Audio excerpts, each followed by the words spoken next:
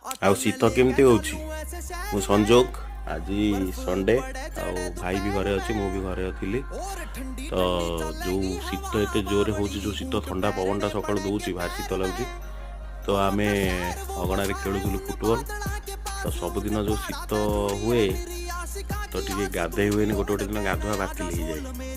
ତ ଆଜି ଖେଳିକି ଟିକେ ଝାଳ ବାହାରିଲାଣି, ଏବେ ଟିକେ ରେଷ୍ଟ, ତାପରେ ପୁଣି ଆଉଥରେ ଖେଳ ହେବ।